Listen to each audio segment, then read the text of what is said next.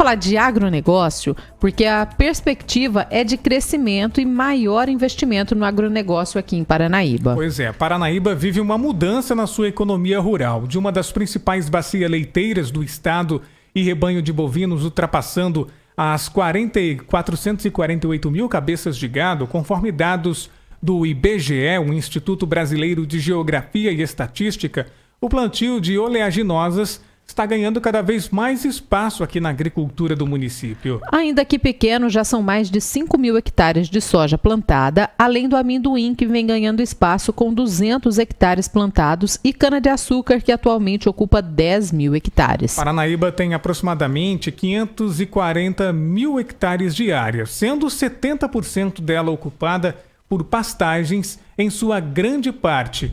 E com a integração lavoura-pecuária, o produtor rural tem a possibilidade do cultivo de pastagem e também de produção de grãos ao mesmo tempo e na mesma área, diversificando a cultura agrícola no município. Bom, e o Alex Santos, ele preparou uma reportagem, conversou com o Fábio Macedo, presidente do Sindicato Rural, e ele fala da importância do produtor rural na economia e crescimento no agronegócio em Paranaíba. Exatamente, tem uma mensagem importante também do Fábio Macedo aos produtores rurais aqui de Paranaíba. Então, eu peço bastante atenção, você que está acompanhando a gente também, você que é produtor rural, chacareiro, preste bastante atenção nessa entrevista. Paranaíba é um município que tem 540 mil hectares de área, aproximadamente 77% dessa área ocupada com pastagens, grande parte delas degradada, uma taxa de lotação de uma cabeça por hectare, que é uma lotação baixa, e essa pastagem precisa ser renovada. As alternativas de renovação dessas pastagens parte pela integração lavoura-pecuária. Essa integração lavoura-pecuária ela pode ser com sorgo, com milho, com o próprio amendoim e também com a soja. A gente vislumbra que nos próximos anos Paranaíba pode crescer muito nessa atividade em virtude de ter um bom regime hídrico na safra que permita a integração lavoura-pecuária, além do potencial muito grande também para irrigação, se for explorado. A gente tem experimentos realizados com soja, onde depois já de 8 safras de experimentação está mais que comprovado o potencial do município.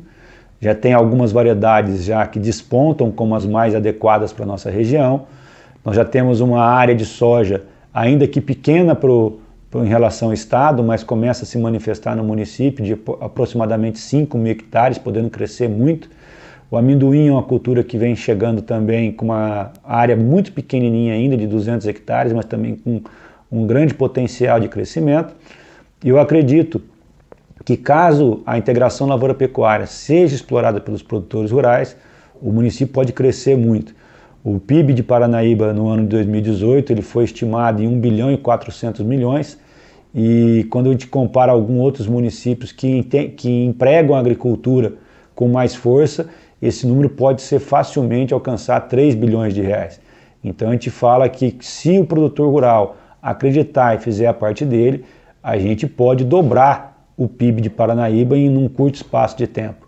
E se isso acontecer, todo mundo ganha, porque o setor de serviços vai ser remunerado também, haverá mais geração de emprego, uma melhor rentabilidade para o produtor rural, que é o primeiro a ser beneficiado, e também um melhor rendimento salarial para os trabalhadores, uma maior arrecadação de impostos em virtude das riquezas geradas, que também vão colaborar também com a Prefeitura Municipal para poder também fazer o serviço para a cidade.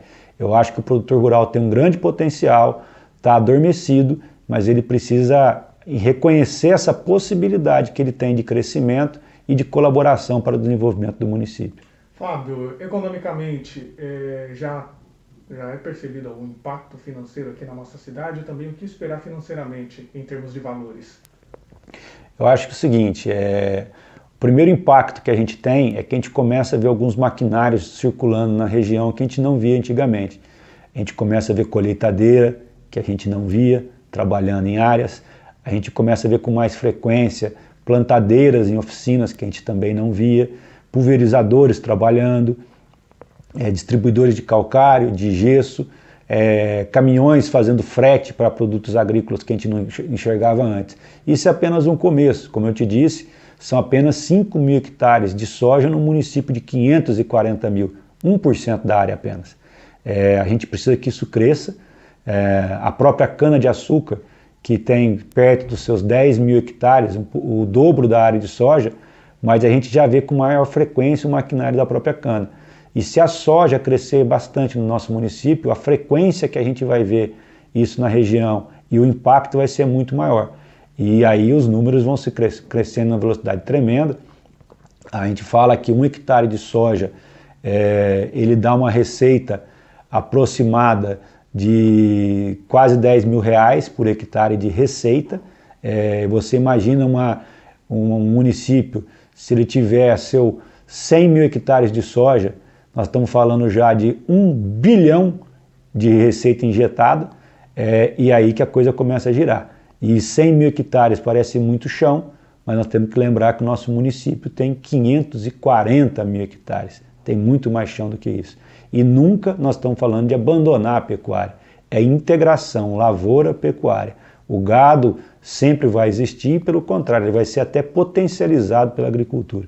Essa é uma outra forma de investimento aqui no nosso município, né? Sempre essa questão da conciliação. Ainda o produtor está muito, digamos, arredio com a oleaginosa aqui no nosso município, por conta aí do agro, né? Do agronegócio, enfim, do rebanho animal aqui no nosso município, que ainda é muito forte. É uma expressão que eu não uso tanto, mas vamos falar assim, que é quebrar paradigma. A gente tem que entender que tem uma geração de produtores rurais e proprietários rurais que cresceram escutando que Paranaíba você não podia fazer agricultura, que você ia perder. Então são muitos anos escutando isso. A tecnologia, os institutos de pesquisa trabalham exatamente para propiciar algumas coisas que antes eram impossíveis se tornarem possíveis. Então você tem que demonstrar que é possível e que aquilo que antes era certo e era verdadeiro passou a não ser tão certo assim, não tão verdadeiro assim. E os experimentos da Fundação Chapadão, já há 8 anos com soja, da Caçu com amendoim nesse primeiro ano, demonstram que é possível sim.